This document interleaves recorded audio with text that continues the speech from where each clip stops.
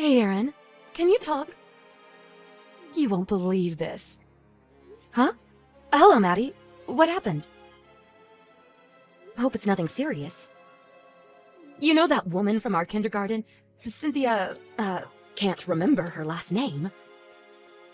Your daughter Emmy is in the same class as her son. Billy, wasn't it? Oh, yeah. Watson. Cynthia Watson. Oh, yeah. Cynthia. Yeah, her son is in the same class. I talk to her on occasion. Didn't she say she just had her second child like 3 days ago? Yes, that's right. I was in the PTA meeting with her last year, so I knew her contact info. I heard she gave birth, so I called her to congratulate her. I asked her if she had decided on the baby's name. Anyway, it was just so shocking. What are you talking about? What happened? Well, the baby, it was a boy. The name she gave the kid, it was just so mind-blowing. I was so shocked I don't even remember. You know, it was one of those, how can I put it? A snazzy, fashionable name. Something like Saint something or other. Saint something or other? So, by something or other, it's a bit longer, is that what you're saying? Well, that alone is kind of weird. But people give their kids all kinds of names. No need to get all upset about it. Yeah, well, I really don't care what she names her kid, but the problem was what happened after that. I heard the name and said, oh, that's some name, or something to that effect. And you know what she said about my kid, Barry? She said it was old-fashioned and tacky. Can you believe it?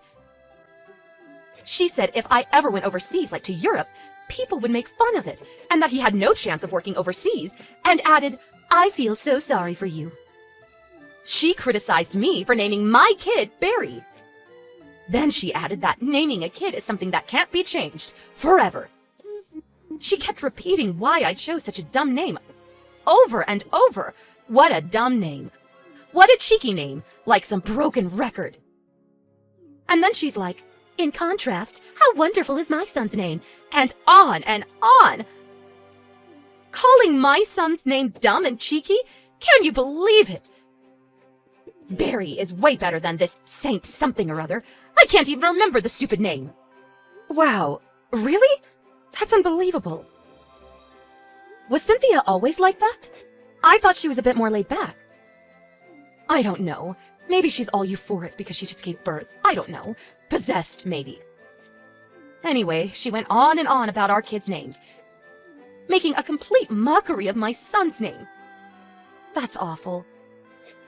I heard she is saying the same kind of thing to other moms. Now that she's back from the hospital, when she returns to bringing her kid to the kindergarten, you know, I'm worried that the whole atmosphere will be uncomfortable. I see your point. You're right. Could be a problem. I'll give her a call to say congratulations. See what's up. Hi, Cynthia. Congratulations on your new baby. How are you feeling? Are you all rested? Oh, hello, Erin. Oh, yes. The baby and I are super fine. Baby is doing great. Healthy as an ox. That's great. I just talked with Maddie, you know, from the kindergarten. She tells me that you already picked a name for your newborn. She said it was a very unique name. Mind if I asked what you named him? Thanks for asking. Well, when he was born, he looked like a saint. And then I gazed out the window at the very moment, and the sky, it was a brilliant blue. So I named him Saint Blue. Pretty awesome, don't you think? Really inspirational. Saint Blue. Okay. Yes, really awesome. Sounds like a name that would come up in those superhero comics. Captain something or this or that ranger. Yes, like a superhero. When he gets older and travels overseas, well, I wanted a name that would really stick. A name people wouldn't make fun of. In this day and age, you have to give your child a name that will be remembered, that will leave an impression. Right. You think so? Of course! What was your kid's name? Wasn't it Emmy or something? Or was it Emily? I mean, please. That was my grandma's name.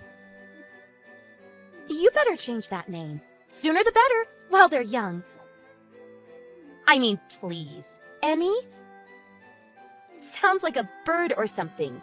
EMI. Or some engineering term. Electro... whatever. LOL.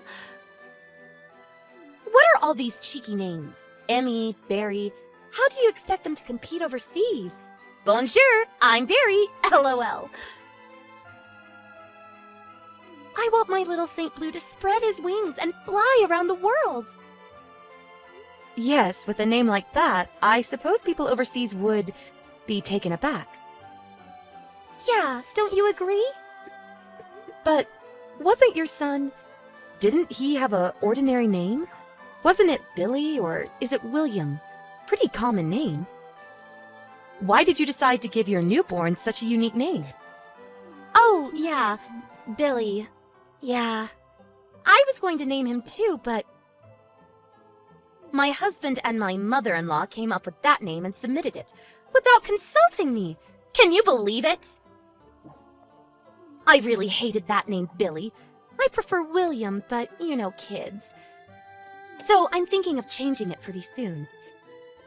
I'm thinking of something along the lines of Prince or King something or other. I want to change it to a really cool name like that. Ah, right. Sounds wonderful. So, what's your baby's real name? Huh? What do you mean, real name?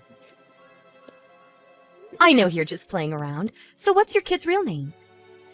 I mean, you're not serious about Saint Blue, are you? Are you seriously thinking of naming your kid Saint Blue Watson? Sounds like some kind of product. Huh? What are you talking about? I'm not joking around. Some kind of product? How could you say that? Oh, good heavens. Are you serious? That's his name? Saint Beluga? Are you for real? Yeah, for real. And it's not Beluga, it's Blue. Saint Blue. Oh, yeah, Saint Blue. But... sounds like a punk rock band or something. Huh? Punk? Or maybe a character in that Pokemon cartoon. Are you really okay with naming your kid Saint Blue? You do realize this is permanent. All through school, he's going to be called Saint Blue Watson. Right pickings for bullying. Huh? Are you making fun of me? No, that's not my intention. I just thought, you know, what does it even mean, Saint Blue? Huh? Meaning? Yes, you know. Was it your father's name? Was it your great-grandfather's name? People name their kids for a reason. Could be spiritual or a family tradition. For example, I named my daughter Emily because it means industrious and hardworking. That's the kind of girl I wanted her to be. I read that it comes from Latin. So, does this Saint Blue have a meaning? Well, I'm not sure. Anyway, it sounds cool, right? It's a name that people will pay attention to, especially overseas.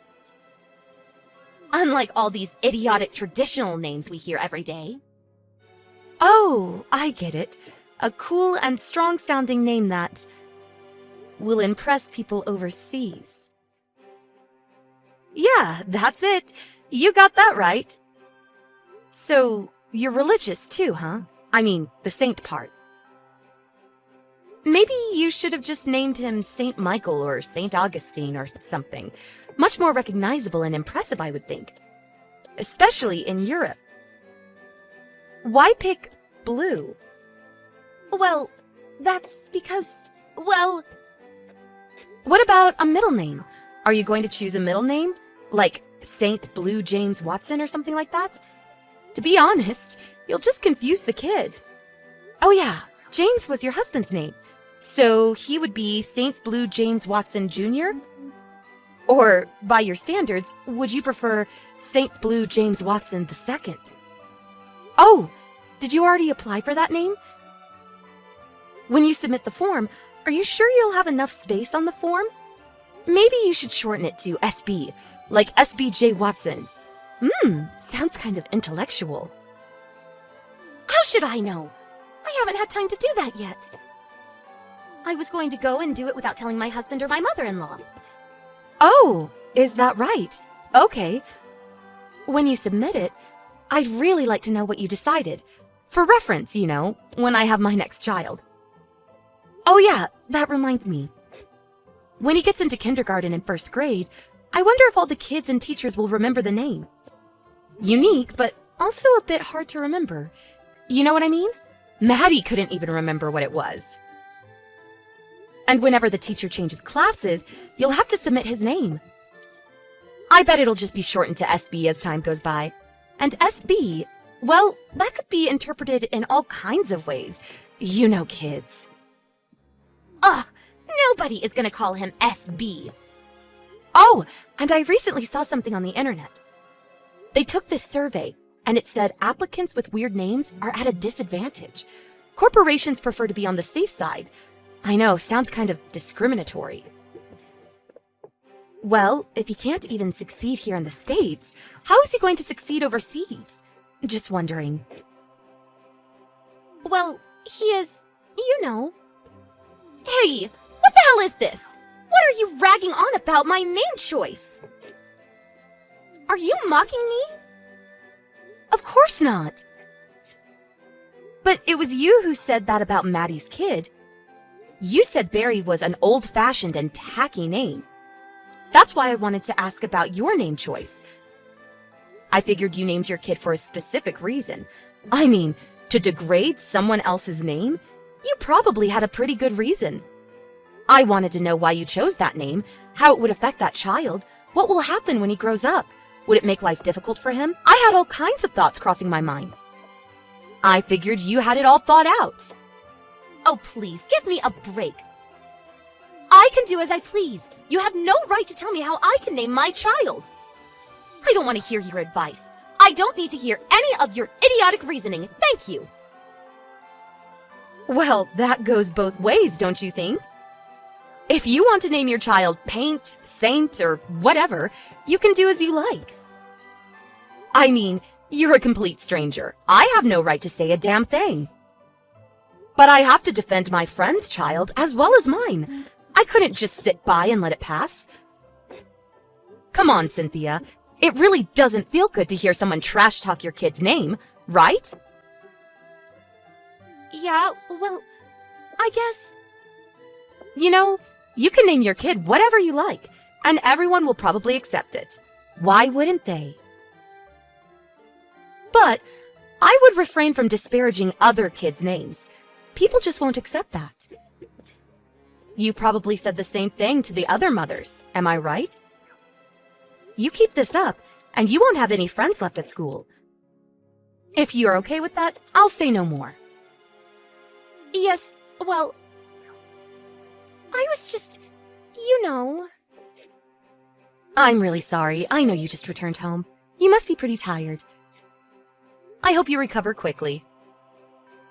See you at school. After that, I did see her around, but she ignored me.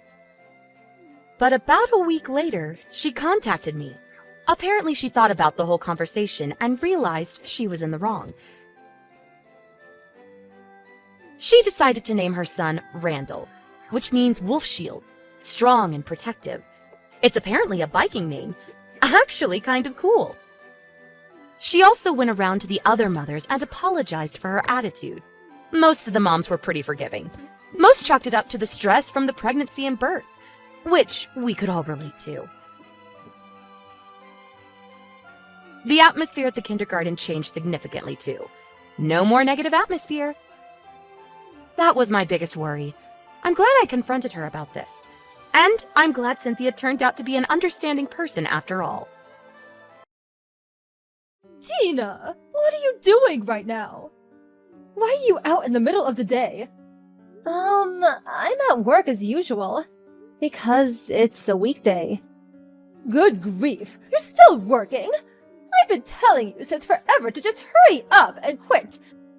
A woman is supposed to stay at home after she gets married. Making money is the man's job. That's what I was doing when I was your age. My dear grandson Noah's still so small. It's not fair on him. Times have changed since then, you know. The cost of living is higher now, so it's difficult to get by on a husband's salary alone. And Noah's in elementary school now, so I don't have to see him 24/7.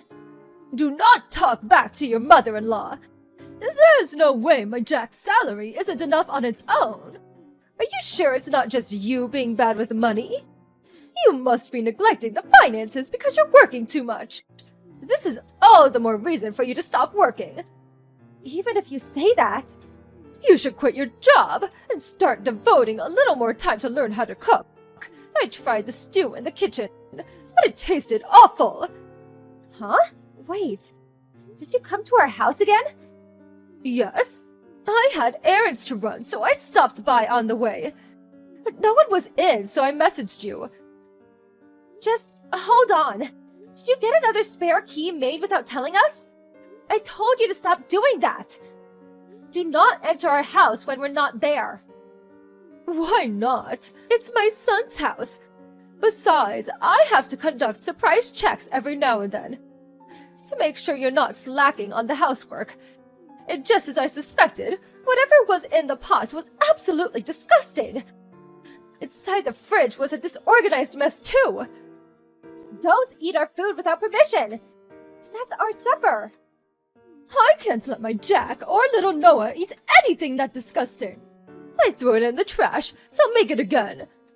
What? You throw it away? You'll get ill if you eat things like that. The flavor was too strong. It had a weird acidic taste. And it smelled weird. So I threw it all in the trash. What? Are you joking? You threw the chicken stew I've been preparing since this morning into the bin? That's Jack and Noah's favorite dish. Don't tell lies. There's no way Jack would like something that disgusting. My tenderly cooked chicken. What are you doing there? Did you just go there to throw away our food? Oh yes, I forgot. I'll be having a tea party with some friends this Sunday. I'd like you to bake us some confectionery for the occasion. Your cooking might be utterly hopeless, but you could at least do baking, can't you? Cakes, cookies, anything will do. I want you to prepare us something as spectacular as possible. There will be 6 of us attending, so be sure to make lots. What? You want me to bake you something? No, I can't. I have plans this weekend. I told you before, didn't I? Surely you don't have plans first thing in the morning. If you get up early, you'll have it done in a jiffy. Please start thinking for yourself for a change. Cakes and cookies can't be made in a jiffy, can they? They take time. Anyway, I'm busy on the weekend. Can't you just buy them at the store? But I already told my friends there's going to be a wonderful handmade confectionery. I can't give them from a shelf now. Anyway, I'm counting on you. Toodles! Not Toodles. I can't and I won't. Remember the last time you forced me to make something? You didn't even pay for the ingredients. I don't have as much free time as you think. Listen to me. I will not be making you anything. Hey, Jack. Your mom decided to let herself into our house again. She threw the chicken stew I made in the trash. What? Seriously? Damn it, that's my favorite dish! Didn't you take the spare key off her? You said you were going to talk to her about this. Well, I know, but she insisted it'd be more convenient if she had a key in case anything happened.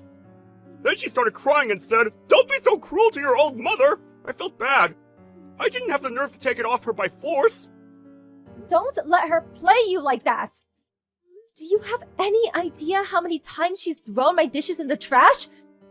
It's such a waste, and the food expenses are going through the roof. If she doesn't cut this out, we're going to be in serious trouble. Come on, can't you see that she's lonely? My dad's out at work all day. You and I might not be that far away, but we do live separately. Surely it's fine if she comes over to keep herself busy now and then. Is it fine for her to illegally enter our home because she's lonely? Is it fine for her to help herself to the food I slave over a hot stove to cook, complain that it's disgusting, and throw it away? Is it fine for her to order me to bake cakes for her at tea parties without giving me a single penny for the ingredients? I'm sick of you being manipulated by your selfish mother, using loneliness as your get-out-of-jail-free card. Fine, I get it. I'll make her see sense somehow. I'm not interested in half-hearted vagaries like make her see sense. Go to her house today on the way home from work. And get the spare key off of her for real this time. If she dares shows up here next Sunday, I'm seriously gonna lose it. Do you understand? I get it. I'll get a hold of it somehow. I'm very disappointed in you, Tina. I requested that you make some confectionery, but no matter how long I waited, nothing came. So I took it upon myself to go and collect it. No one was home, so I let myself in. What on earth was all that? There was a feast laid out on the table. You even prepared cake, despite not making what I asked you to. To think you live in such luxury when my Tom is out working. I won't allow it. On top of that, I tried a bit of everything, but it tasted awful. So I threw all of the food on the table in the trash. I took the cake for myself, though. Do you know what day it is today? Huh? I'm asking if you know what day it is today. Did you know when you did it? What do you mean? I don't follow. It's Noah's birthday today. What? The feast laid out on the table as well as the cake were all for Noah. I told you I had plans, didn't I? Those plans were to invite Noah's friends over to celebrate his birthday. The reason I'm not home right now is because I went to meet his friends at the train station. I can't believe you managed to throw all the food in the trash and steal his cake in such a short space of time. No matter how much you might not like me, to ruin Noah's birthday like this is just cruel. You're the worst mother-in-law on the planet. It's Noah's birthday today? What? You don't remember your own grandson's birthday? You're not old enough to be going senile. No, I knew it was sometime this month, but I didn't think it was today. If that was the case, why didn't you tell me beforehand? You're the one who cut the conversation off before I had the chance to tell you. Didn't Jack explain this to you? He was supposed to be going to your house. I haven't heard of such a thing. And why on earth didn't you invite us to Noah's birthday party in the first place? I did plan on inviting you, but you told me you were hosting a tea party. So I thought you could stop by another time and didn't say anything. Plus, your husband's at work. More importantly, how do you plan on making up for this? I had to cancel Noah's birthday party because of you. And after his friends went through the trouble of coming. What? Why did you have to cancel it? You could have ordered takeout for the food and grabbed a cake from the store. There are many alternatives. At least no one would have to eat your terrible cooking that way. What are you talking about? Noah can't eat regular food or cakes. You know that, right? Huh? Why? What? Are you seriously telling me you don't even remember Noah has allergies? Allergies? Noah? Since when? Since he was born. I told you as soon as I found out he had them. And since he can't eat milk, eggs, or shrimp, I made today's cake especially made to be allergen-free. The food too. And since some of Noah's friends are gluten intolerant, I went to a lot of effort to make sure everyone would have something to eat. It's going to take a long time to remake everything from scratch. Noah was so looking forward to finally being able to eat the same things as his friends. I didn't know that! You never tell me anything! I think what you mean is that you don't listen. You do nothing but talk about yourself. You don't even care about things that could put your grandson's life in danger. I can't let someone that dangerous near my son. So you better not come to our house until his allergies have gotten better. I'll be changing the locks. What? Why?